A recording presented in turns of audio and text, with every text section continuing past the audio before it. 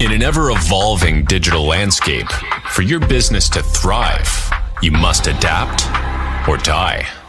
Welcome to Marketing in the Age of AI, the podcast helping you harness the power of AI and marketing tools to revitalize and grow your business. And now here's your host, marketing expert and author of Authentic Marketing in the Age of AI, Emmanuel Rose.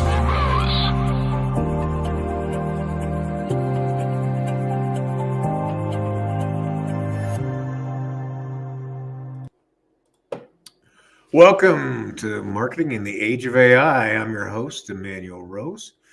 This episode, I'm joined by Brian Searl, a seasoned leader in the intersection of technology and marketing. He's the founder and CEO of Insider Perks and Modern Campground.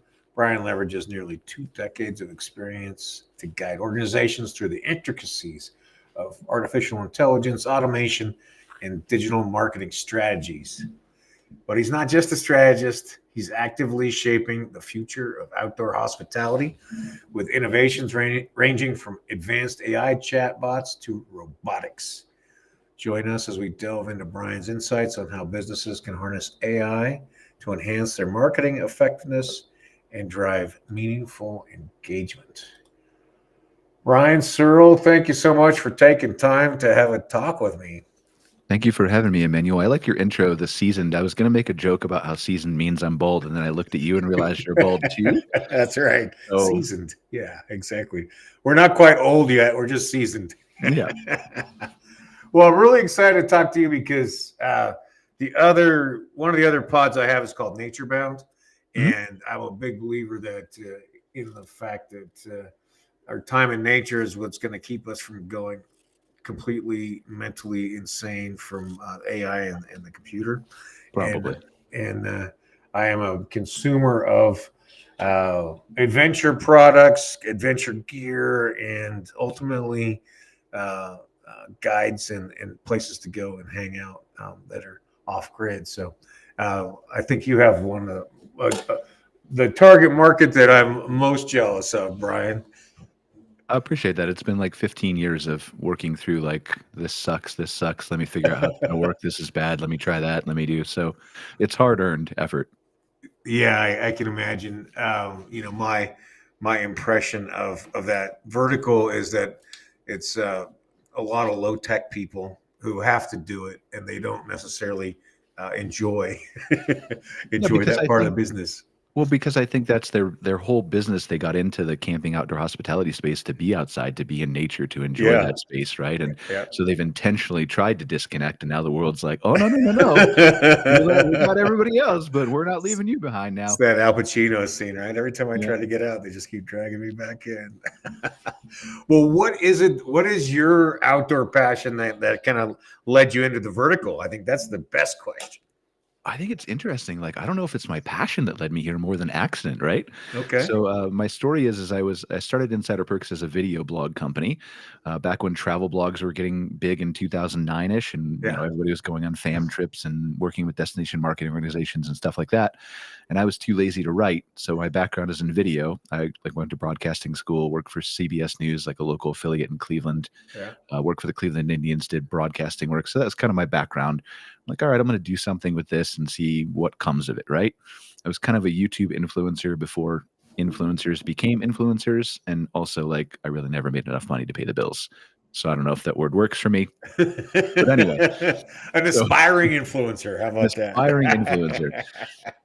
So anyway, this is back in 2009. We started doing this, like traveling all around the country, doing videos on museums and hotels and restaurants and stuff like that.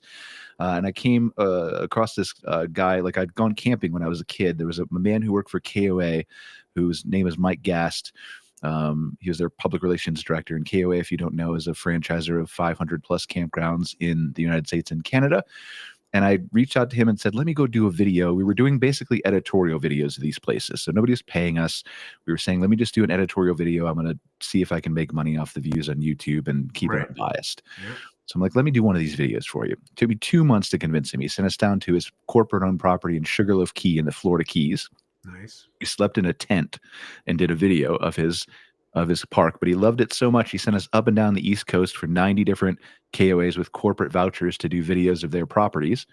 And in the course of this, I came across one guy. His name is Charles Dameron at the Ashland Huntington West KOA. He doesn't own it anymore and hates when I mentioned his name anyway, but he's retired now. So I feel like I can just talk about him everywhere. That's right. Yeah. He's probably on vacation somewhere. Hopefully. Yeah. He deserves it. So he built this great park, and we were talking to him one night outside his cabin after we filmed his property. And he's like, I pay this work camper, which in our industry is like somebody you basically trade a site with and give a little bit of pay to do some work around the campground. I'm paying them like $10 a week to post on social media. They don't really know what they're doing.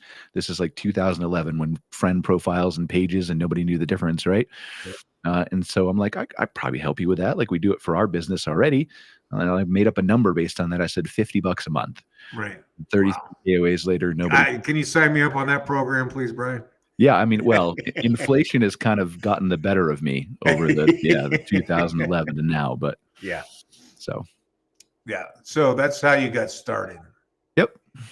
Well, that's pretty organic, but at least you like to stay in the tent, right? Even in a KOA. For sure. Like, I mean, my back doesn't cooperate with me as much as I'd like it to anymore. But yeah, I love nature. Like I was born and raised in Ohio, Akron, Ohio, Cleveland, Ohio area, moved up to Calgary, Canada, probably 4 or 5 years ago, almost 5 years ago now, February 21.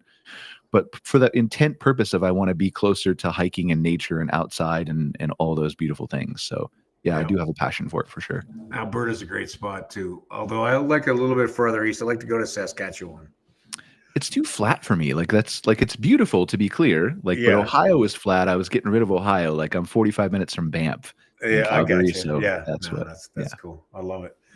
Well, so from 2011 till now, there have been massive shifts in how you do marketing. Well, talk to me a little bit about what you're doing with chatbots and voice for your clients. I think it's interesting, like the whole AI topic specifically, right? Like when I first started touching and playing with AI, it was probably 2020, late 2019 when GPT-2 came out. Right. And we were playing with this. I remember this old program called, I think it was Jarvis at the time. And then they had Jarvis, to rebrand it because of copyright issues or whatever. Yeah. And I logged in one morning. I'm like, what is Jasper? I don't remember signing up for this. So we played around with it. And we're like, this is kind of crude, but it's giving us kind of the starting point. And maybe it takes a little bit longer to do it this way than it does to actually have a human being write it. And, but it's fun to play with. Let's see where it goes. And so I've been playing around with it for a couple of years, and I always knew that AI was further ahead than most people in the world knew it was, but I didn't know what that moment was going to be where everybody realized it. Turned out it was ChatGPT, right? I had no idea that was going to be it. Yeah. So this launched, and like after ChatGPT launched in November of 2022, we had the whole team on board with after Christmas break, they came back. This is a month, so January of 2023. They came back and I said, everything that we do now is going to be interwoven with AI. All the marketing, all the Google ads, all the copy, all the social media, all the website design. Maybe not on day one, but we're going to start to think about how we can use AI in this one use case or these many use cases in the cause of marketing to provide better services for our clients at a more affordable rate so we can help more of them. Yeah. Both of them have to be true, not just cheap for the sake of cheap and not just charging more, right? Yeah. So both of them have to be true. So we started doing that, but then we also at the same time in tandem tried to solve a problem with AI. So in the campground space coming out of COVID, and this was the same with many people, but we had but the owners of the campgrounds, right? I don't own one, had a really big issue hiring staff during COVID. Right. We couldn't get reliable people to work, like they didn't want to travel or they didn't want to move or for dozens of different reasons, right? And so the first thing we thought of with AI is chatbot, right? Let's figure out a way that we can help these owners who can't find staff who can be trained and answer all the questions correctly, let alone work 24/7 because they're not a hotel, provide a better guest experience using AI. That thing was so ugly that we launched in February 2023, looking back at it. It was a terrible chatbot, but we quickly iterated and improved on it. It's a kind of an ancient legacy, not ancient, but legacy product now in the world of AI. Everybody seems to have these things. And then we just kind of move forward from there. We said, like, what else can we do that we follow basically three principles here. One is, what can I do to make the owner more money? What can I do to save the owner more time? And three, which it cannot do without, what can I I do to make the guest experience better. Nice. All three of all the products that we launch, whether it's chatbots, callbots, custom automations, whatever, have to do those three things. You can't have one without the other, right? Yep. And so that's Well, kind of how we moved forward from here. well, that's cool. So, what is the chatbot? What does it look like now for you? And is it tied into a voice and phone answering process? Yeah, so we wanted to create something that was the best we could possibly make it. So if you go on Google right now and you say, I want to look up, I want an AI chatbot for my website, there are a dime a dozen. You can pay $25 a month or $50 a month, and you can get a spun up software as a service chatbot where you just put a couple PDFs in there and it answers questions. If Yep. that's your jam, that's your jam, right? We wanted to focus on the quality of the answers and the extensibility of the system. In other words, we wanted to build on top of it. Yep. So for us in the camping space, and you'll see probably similar products in the hotel space too, that meant not only answering questions, but what happens when someone wants to make a reservation. Absolutely. Yeah. So we went out and Or we said, change a let's reservation. or change a reservation, right? Like, the AI can't quite do that as a chatbot. It'll tell you it can if you don't program it right. Sure, I can do that for you. And you'll sit there waiting for 2 hours and be like, it never came back and said it was doing anything. Yeah. But we wanted to do that. So we started working with great partners in the industry. CampSpot was our first one. They're a really large PMS that works for over 3,000 parks. We're expanding into other places. But we started saying, like, how can we work with their APIs and tie our AIs into these systems to not only make the reservation, but to do custom things, like anytime someone talks about firewood, can we offer to sell them firewood? Nice. And then not only sell them firewood, but can we text Tom to deliver the firewood to site number 422? Yeah. Nice. So just like using technology in ways that we can automate the guest experience, but do so in a way that it doesn't get in their face. It helps them have a better connection to nature. Yeah, it kind of integrates the upsell, cross sell, and operation in a way that is valuable to them rather than pushy, right? Right. Yeah. Love it.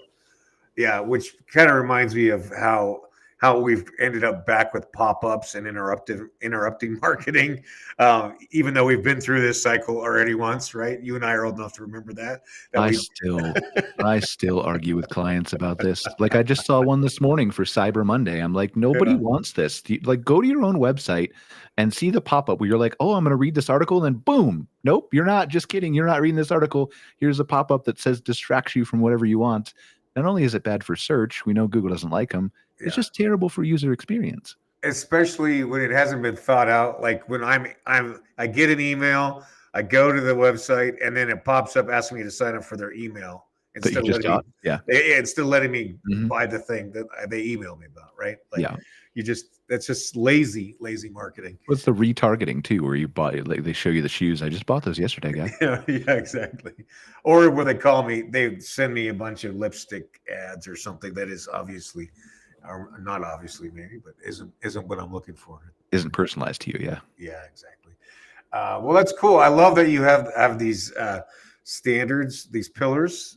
Number one, so that's you're producing high value, and then it makes it a lot more direct for you to be able to sell to your clients that way, because you're taking their needs into concern.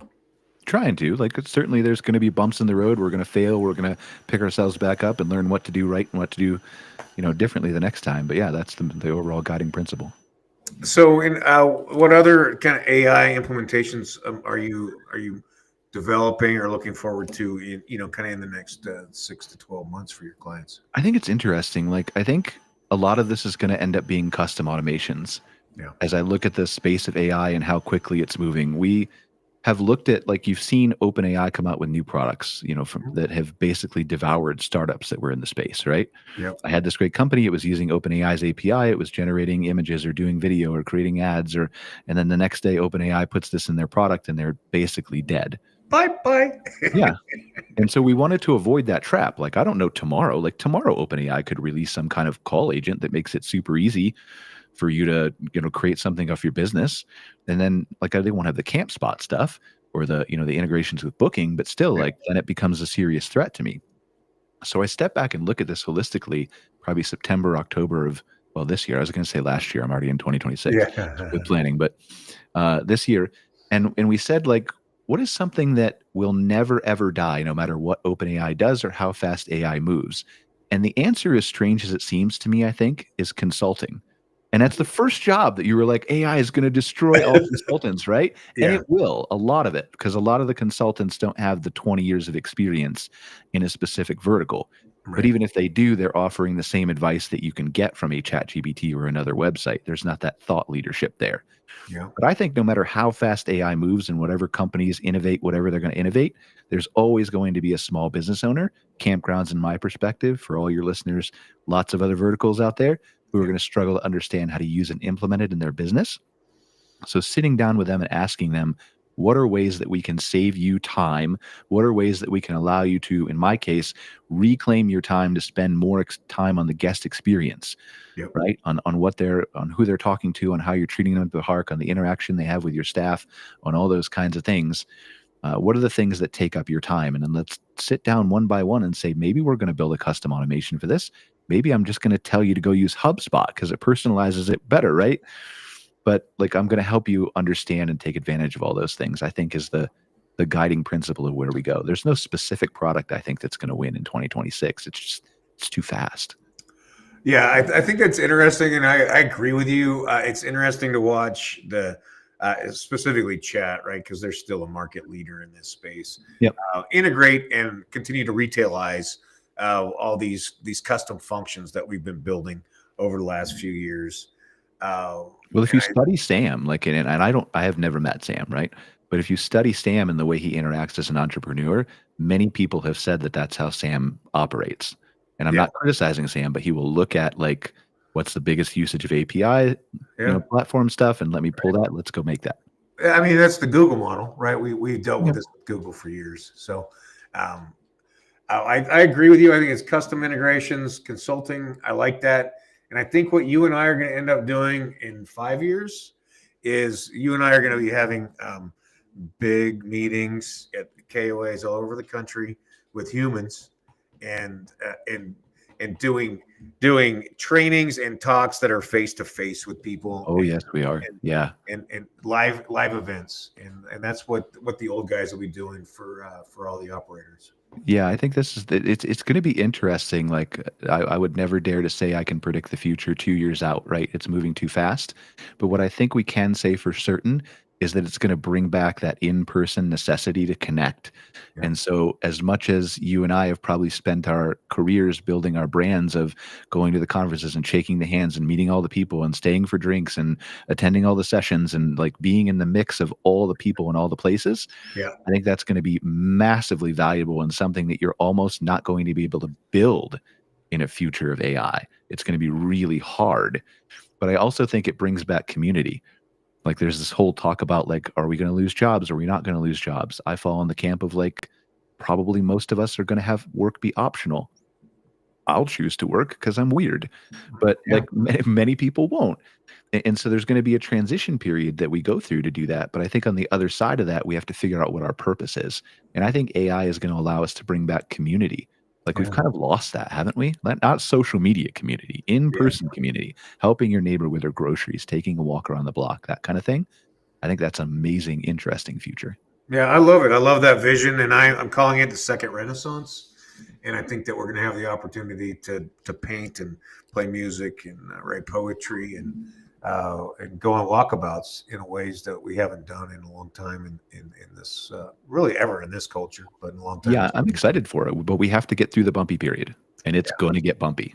Yeah, it always is. I mean, the guys that were building wagon wheels had to get new jobs, right? The guys that were whaling had to get new jobs. So, well, explain to me a little bit about what your client base is thinking about answer engine optimization or generative engine optimization. Are you getting any interest in that area yet? Honestly, like, we haven't tried to sell it as that. Like, we think it's a bunch of buzzwords with a bunch of people who are trying to just sell the next big thing. And some of them are really good at it, to be clear. Some of them are just trying to sell a new word to people. Like, there are SEO people who are great, and there are SEO people who are trying to sell backlinks for $200 a pop that they know don't work, right? Right. Yeah. Those kinds of so that mix.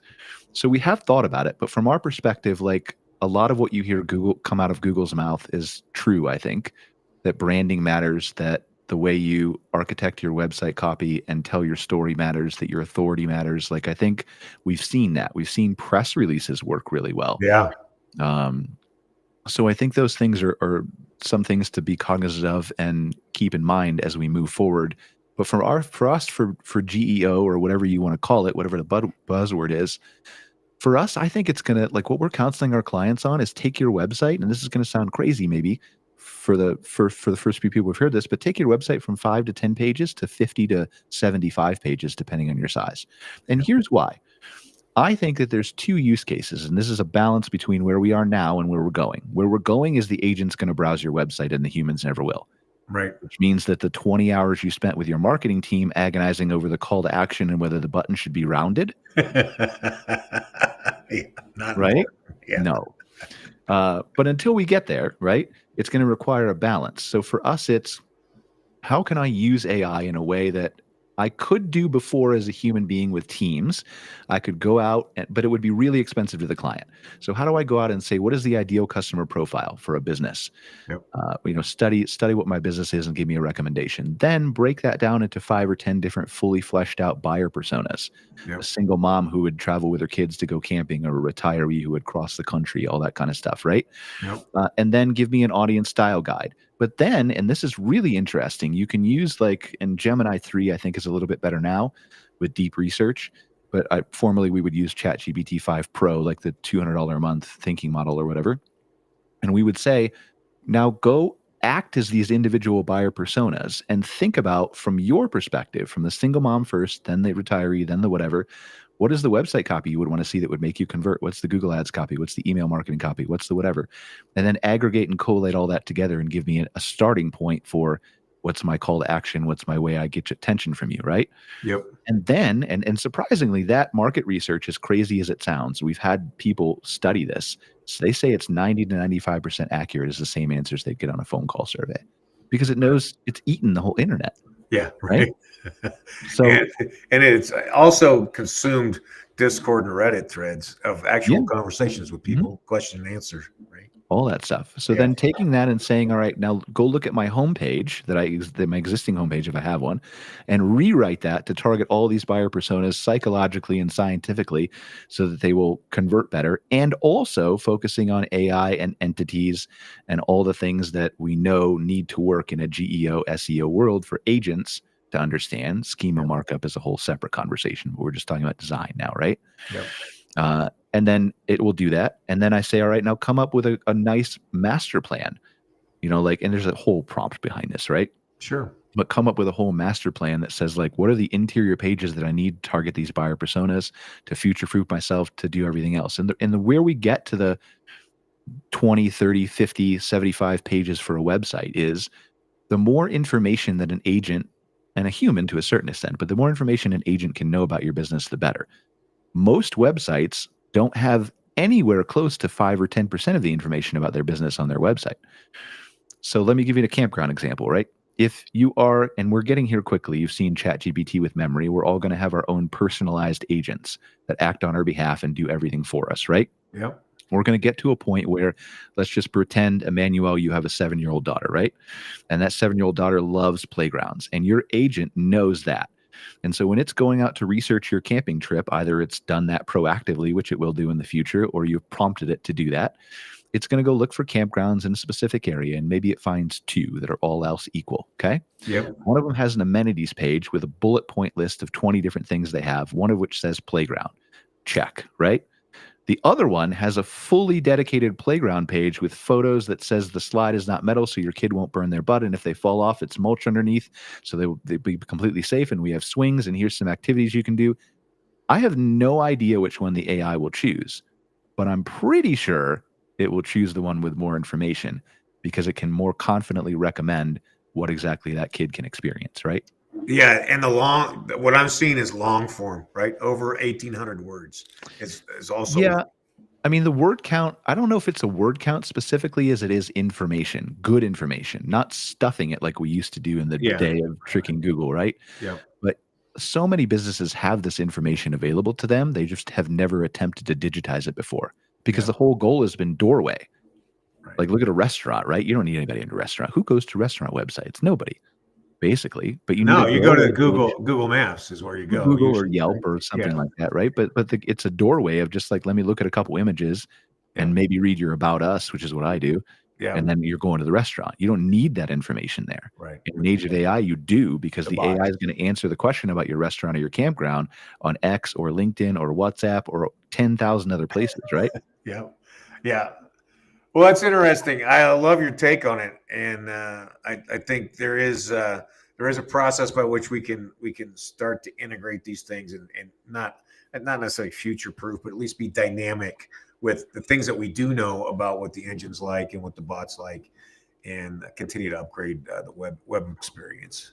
For sure. It just takes curiosity, right? So if I assume your audience, you said, was 25 to 34 mostly, like obviously all kinds of different scopes and ranges, but Yeah. mostly those kinds of people.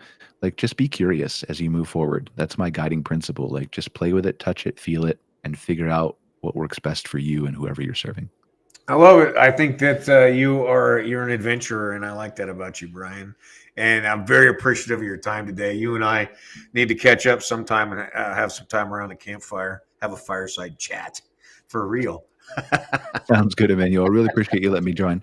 Absolutely. And if people want to have a conversation with you, how do they track you down, Brian? I'm on insiderperks.com. That's our main website. We write a pretty good blog about automation. Well, I should say I have AI agents that write blogs based on my, but if you substitute the word campground for any type of business you're running, it's pretty relevant. So I love it. Yeah. And I think I'd love to have you back on, because I think we have about 6 more topics we could have covered today. And happy to be here anytime for you. I appreciate that. I hope you have a great afternoon. I hope you get outside soon, get some time to yourself. Will do. Thank you, sir. Appreciate it. All right. Thank you. It's a great reminder about looking at your ICPs and about looking at how the engines are going to answer questions for people who are in your ideal client profile. And I love the idea of staying curious and asking questions and getting answers that you can test and validate, and then asking more questions. Well, I hope this has been valuable to you today, a conversation I had with Brian Searl. And I hope that you take some time to do some research and find ways for AI to help you win some time back. With that time, that you continue to upskill, that you spend more time with your friends and family, and that you get outside into nature, away from the screens. It's Emmanuel Rose, Marketing in the Age of AI. Thanks for listening to Marketing in the Age of AI. Be sure to subscribe wherever you heard this podcast so you never miss a future episode. Your copy of Authentic Marketing in the Age of AI is available at Amazon.com or EmmanuelRose.com. You can also connect with Emmanuel on LinkedIn. Thanks again for listening, and we'll